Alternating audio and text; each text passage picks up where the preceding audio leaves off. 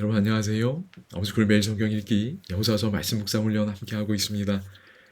이제 23장 두 번째 또 시간으로 함께 보겠습니다. 7절부터 보겠습니다. 여러분 여기 다섯 번째 질문인데요. 7절 말씀에 따르면 이스라엘이 직면한 진짜 위험이 나옵니다. 여러분 지금까지 이스라엘은 적들과 싸웠습니다. 그죠?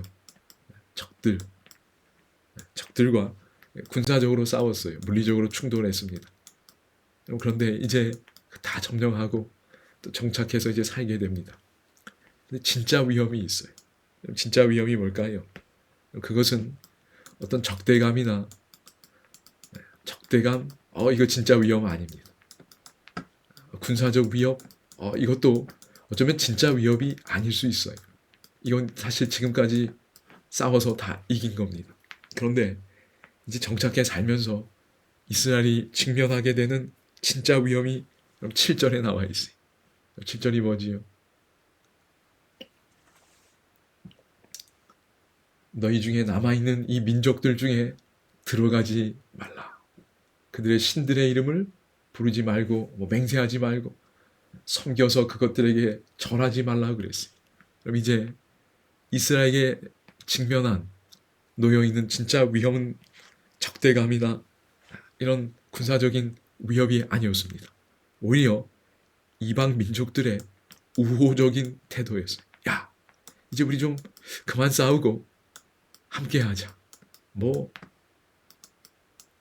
이들이 우상 숭배를 포기하고 이들이 이스라엘의 하나님을 섬긴다면 좋습니다. 그러지 않고 그저 그들의 우상 숭배와 그들의 도덕적 타락의 상태를 여전히 견지하고 고집하면서 이스라엘 백성들에게 우호적인 태도로 나오는 것, 이게 진짜 위협인 거예요. 이렇게 하면서 그들의 사상, 그들의 종교, 그들의 생활 스타일을 이스라엘에게 넣어주는 겁니다. 그래서 어떻게 돼요? 이방 신들을 섬기게 되는 겁니다. 이방 신들의 이름을 부르게 되는 거예요. 그들에게 절하게 되는 겁니다. 이게 가장 큰 위험이라고 할 수 있습니다. 이스라엘의 정체성을 상실하는 거지. 실제로 제가 사사기의 이야기를 압니다. 군사적으로는 이겼는데 안타깝게도 이런 일들이 실제로 벌어졌습니다. 그렇지요. 물들어 버렸어요.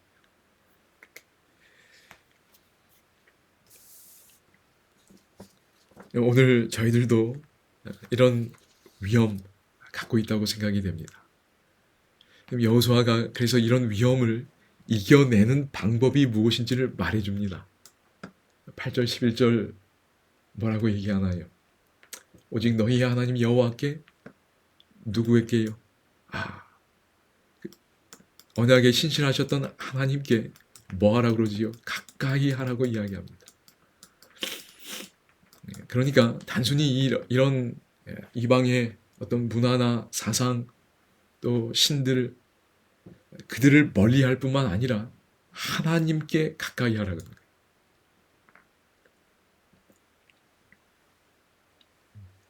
뭐뭐 하지 않는 게 필요하기도 하지만 더 중요한 건 하나님께 가까이 하는 겁니다. 그래야 그걸 이겨낼 수 있는 거예요. 여기 가까이 하다라는 히브리어 단어가 나바크라는 단어입니다. 나바크는 좀 기억하시면 좋겠습니다. 그럼 이 용례를 보면 창세기 2장 24절에 쓰였습니다. 남자와 여자가 연합하여 둘이 한 몸을 이루라 할 때 그 연합하다가 나바크입니다. 여러분 아시겠죠? 하나님께 가까이 하는 게 결혼한 남녀가 그렇게 가까이 하는 것처럼 하나님을 사랑하고 하나님을 더 가까이 하라는 거예요. 아무도 그 부부 사이에 들어올 수 없는 것처럼 말이지요. 하나님과 그렇게 달라붙으라는 거예요. 또 하나의 용례 보시면 여러분 느낌이 더 잘 오실 거라 생각이 됩니다. 룻기 1장 14절에 보면 이 이야기 아시지? 나오미가 참 쓸쓸하게 고향으로 돌아올 때 두 며느리가 함께합니다. 그것이 의무였으리라 생각이 돼. 그러나 나오미는 두 며느리를 진심으로 생각했어요. 이제 고향으로 돌아가봤자 희망이 없어요. 그래서 야, 나 혼자 갈 테니 너희들 이 땅에 남아서 제2의 인생을 살라고 이야기합니다. 그러나 그들이 따라가지요. 그러나 나오미가 진심으로 이야기했어요. 그래서 오르반은 돌아갑니다. 그러나 나오미는 어떻게 하지요? 아무 희망이 안 보여도 어머니를 따라갑니다. 그때 성경에 보면 그를 붓 쫓았더라 그래요. 어머니랑 딱 달라붙은 겁니다. 그때 사용된 단어가 따바크입니다. 그지요? 모든 거 버리고 어머니를 선택한 거. 어머니가 가시는 곳에 나도 가고 어머니가 죽는 곳에 나도 죽고 어머니의 하나님이 나의 하나님이 되고 어머니의 백성이 나의 백성이 된다는 그 고백이 따바크 하겠다는 겁니다. 어머니랑 못 떨어지겠다는 거예요. 여러분 이렇게 살아야 이 위협 이겨냅니다. 오늘 우리의 신앙이 이렇게 되어야 할 줄로 믿습니다. 이렇게 되면 어떤 복을 받지요? 여러분 10절 한 사람이 1000명을 쫓아내겠다 그랬어요. 하나님과 다바크하면 하나님이 여전히 우리를 위하여 싸우시기 때문에 1대 1000도 싸울 수 있다는 거예요. 왜요? 하나님이 우리 편이시고 하나님이 우리를 위하여 싸우시기 때문에 그렇습니다. 우리가 하나님 편에 서면 하나님이 우리를 위하여 싸우시면 이런 일도 일어날 수 있습니다. 그러니 11절 스스로 조심하여 너희의 하나님 여호와를 사랑하라고 이야기합니다. 이 다바크의 신앙이 다시 우리에게 회복될 수 있기를 소망합니다. 여러분 12절에 대표적으로 언급된 불순종의 모습 이게 뭘까요? 맞습니다. 여러분 하나님과 다바크하라고 했는데 누구랑 다바크하게 되냐면 12절에 보면 이 민족들과 다바크하는 거예요. 이 민족들과 가까이 하게 됩니다. 하나님과 가까이 하지 않고 눈에 보이고 매력적으로 보이는 이 민족들 그들과 가까이 하여 뭐 하는 거지요? 혼인하게 됩니다. 이방 여인이 더 예쁘게 보이는 거예요. 더 매력적으로 보여서 그들과 자꾸 가까이 하게 됩니다. 그러면 하나님과 멀어질 수 있다는 거지. 그래서 이게 대표적인 모습으로 나옵니다. 그래서 8절에 보면 이걸 경고하는 겁니다. 야, 너희들 가난한 사람들과 이렇게 가까이 하게 되면 이런 일이 일어나게 될 거야. 여러분 사람이 두 가지 동기가 있다고 합니다. 하나는 접근 동기. 이런 좋은 일이 일어나는구나. 그러면 동기부여가 되는 거예요. 또 하나는 회피 동기입니다. 이런 일이 일어나지 말아야 되는데 이런 일은 절대 일어나면 안 돼. 그래서 뭔가를 또 하게 되는 거지. 사람이 갖는 기본적인 동기가 이 두 가지. 저희가 말할 때도 야 이거 하면 이거 해줄게. 뭐 이거 사줄게. 이런 것들 중에 접근 동기입니다. 아니면 채찍 같은 어떤 당근과 채찍이라 그러지. 너 이런 거 하면 너 이런 일이 일어날 텐데 말이야. 이러면 안 되지 않겠어? 이렇게 얘기하는 건 회피 동기입니다. 그래서 하나님께서 13절에 보면 너희들이 가나안을 가까이 할 때 일어날 일을 이야기하며 경고하십니다. 여러분이 한번 보시기 바랍니다. 그들이 올무가 되고 그들이 너희 옆구리에 채찍이 되고 눈에 가시가 되어서 참 안타까운 일이 일어나요. 여호와께서 너희에게 주신 이 아름다운 땅에서 하나님이 멸하신다고 이야기합니다. 여러분 실제 또 이런 일들이 일어났지요. 참 안타까운 겁니다.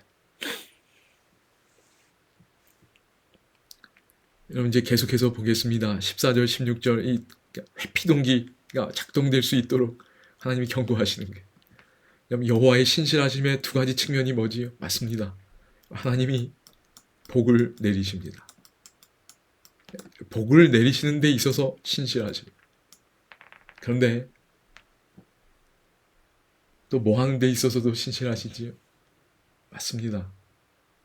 여기 14절에 보면 15절이지요. 선한 말씀이 임한 것 같이 이 불길한 말씀, 저주가 선언된 이 말씀도 똑같이 반드시 이루어지는 겁니다. 이 여호와의 신실하심의 두 가지 측면을 저희가 기억해야 합니다. 양날의 칼과 같은 거예요.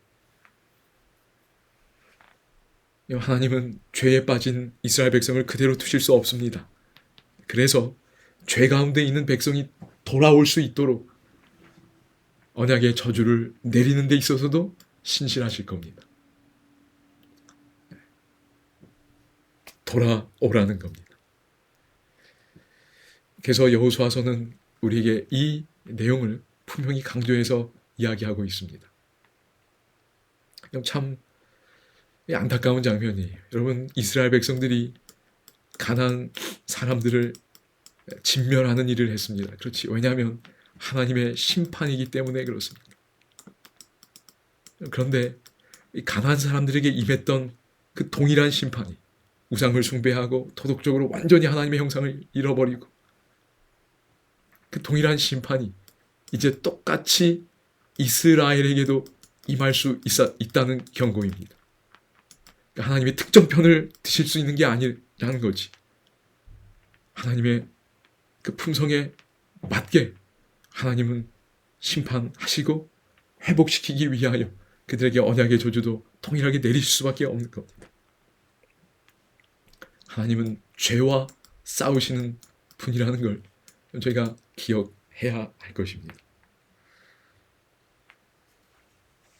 여러분, 그래서요 23장 1절은 어떻게 시작되나요? 여호와께서 주위의 모든 원수들로부터 이스라엘을 뭐하게 하셨다고 그러지요? 쉬게 하셨다고 이야기합니다. 안식으로 시작되지. 그런데 16절은 여러분 뭘로 끝나나요? 맞습니다. 여호와의 진노가 언급되며 끝납니다. 이스라엘이 이방의 길로 갈 때 하나님은 진노하실 수밖에 없습니다. 그리고 그들은 그 땅에서 살 수 없는 거예요. 그럼 retaining the land, 그 땅에 유지하며 살아야 하는데 그 일이 일어날 수 없게 되는 겁니다. 여러분, 하나님의 마음을 좀 느끼고 간직하면 좋겠습니다. 하나님 마음이 얼마나 아프실까요? 그 땅에서 영원히 행복하게 살 수 있도록 그 땅에 다 들어오도록 신실하게 언약을 이루어 주셨는데 이스라엘이 하나님을 배반하는 겁니다. 오늘 우리 삶에 이런 일이 일어나지 않을 수 있기를 바랍니다. 신실하신 하나님께 우리도 신실하게 반응하는 저희의 삶이 될 수 있기를 소망해 봅니다. 죽임 사상을 이렇게 좀 정리해 보겠습니다. 그럼 신실한 증인 여호수아처럼, 그렇지요? 여호수아가 지금 증인의 역할을 하는 거잖아요. 우리도, 특별히 우리는 직접 경험은 못해도 간접 경험할 수 있습니다. 그렇지요? 뭐가 있었다고 그랬지요? 기록을 갖고 있다고 그랬어요. 그러면 하나님을 경험하는 겁니다. 우리도 증인이 될 수 있는 거예요. 이 개념은 지난 시간에 말씀드렸습니다. 우리도 증인이기 때문에 증인으로 우리도 하나님께 충성되게 살며 다음 세대를 깨우는 증인의 삶을 살아야 한다. 이렇게 좀 정리해 보고 싶습니다. 여러 내용들이 들어가 있지만 여러분께서 이해하실 수 있으리라 생각이 됩니다. 갈라디아서에서는 갈라디아서 예전에 아마 제가 언급했던 내용인 것 같습니다. 6장 17절입니다. 이후로는 누구든지 나를 괴롭게 하지 말라. 내가 내 몸에 예수의 흔적을 지니고 있노라 그랬어요. 여기서 흔적은 아마도 예수님께 충성하는 과정에서 생긴 어떤 흔적, 고난과 고통의 흔적이라고 생각이 됩니다. 바울은 예수님께 충성했습니다. 네, 저희도 바울처럼 하나님께 너무도 신실하신 하나님께 우리가 충성하며 바울처럼 여호수아처럼 증인의 삶을 살 수 있게 되기를 소망해 봅니다. 감사합니다.